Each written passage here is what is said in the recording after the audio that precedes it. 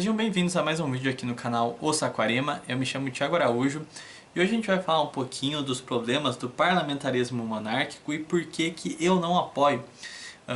É uma vertente predominante no movimento. Eu já falei um pouco sobre a separação dos tipos de monarquias que tem, tradicional, constitucional, parlamentarista. E eu queria explicitar por que eu não concordo com essa vertente que é predominante no movimento hoje. E qual que é o principal problema dela, que eu não consigo compreender por que razão ela daria certo. Eu fui por muito tempo parlamentarista. Assim, vocês vão me ver um monte de rádio defendendo o parlamentarismo, inclusive eu repostei algumas entrevistas aqui no canal, que eu participei em rádios aqui da minha cidade divulgando esse regime.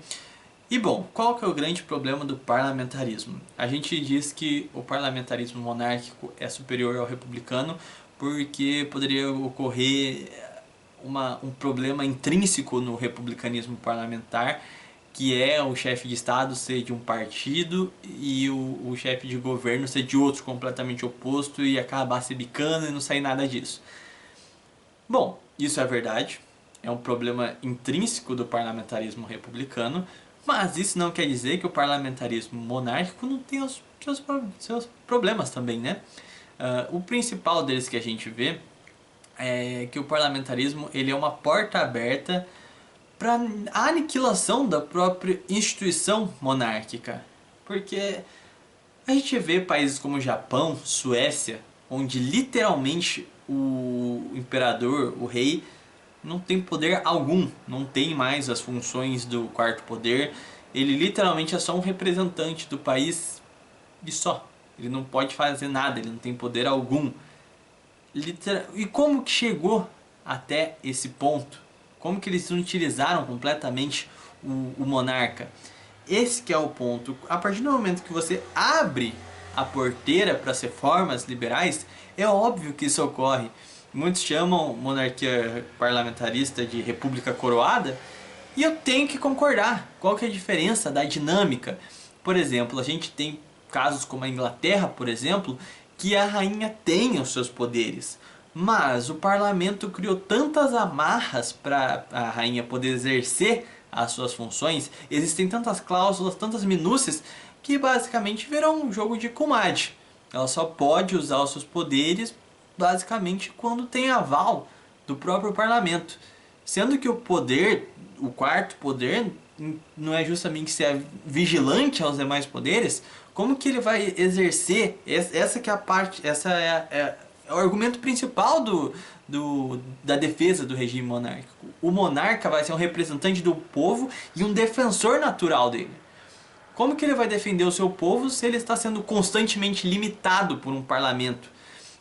E eu volto ao exemplo da Suécia. Não foi do dia para a noite que o monarca virou um enfeite. São reformas, cláusulas, mudança aqui, mudança colar. Aos pouquinhos você vai vindo com um tom mais jocoso, mais moderno. Tem que modernizar a estrutura, não, porque as monarquias de hoje em dia não podem ser assim, bababá. Até que você faz o que faz com os monarcas de hoje.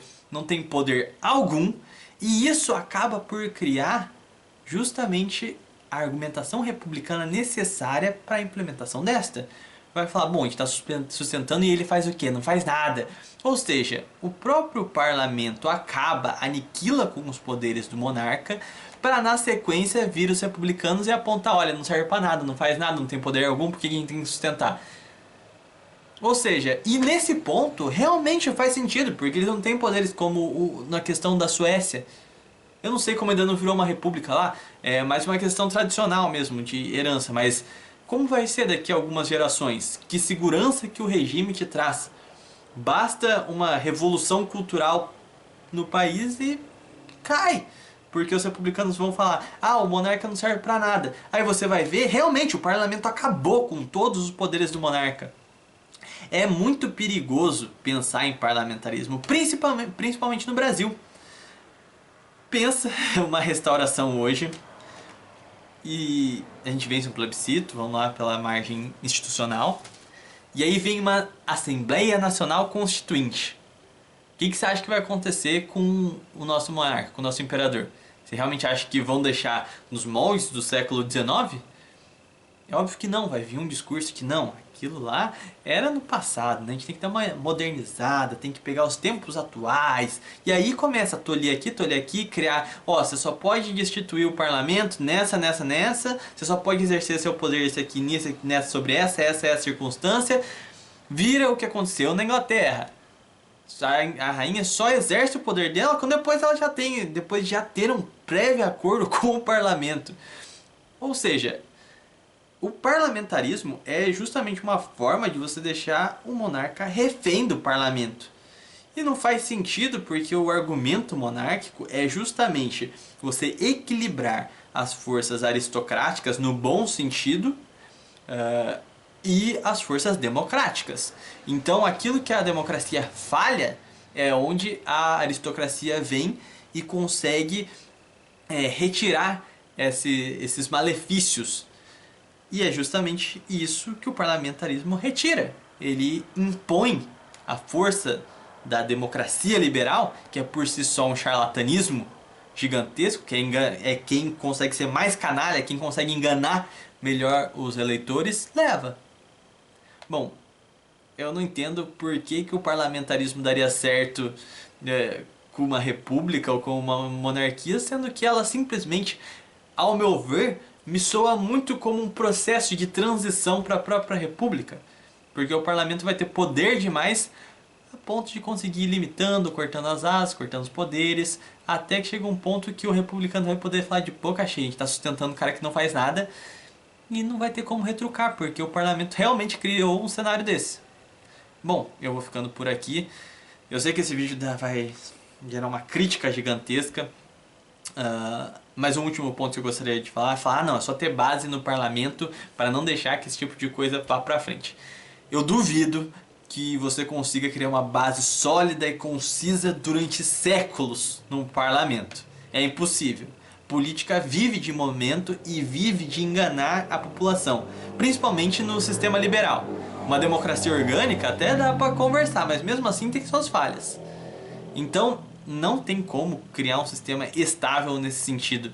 O mais próximo que a gente teve foi no século XIX e ainda assim tinha momentos ali que a gente sabe que os partidos liberais e conservadores eles tinham muito mérito, mas também existia uma século XIX, né? A gente sabe como são as eleições no Brasil. Não romantizem o passado a ponto de querer passar pano para tudo que aconteceu. Sejamos claros. Então, é muito perigoso, principalmente nos dias de hoje, onde os políticos são ainda mais pilantras. Então, esse é meu ponto. Deixem a opinião de vocês nos comentários. Eu vou adorar ser xingado aí por vocês, beleza? Eu vou ficando por aqui e até o próximo vídeo.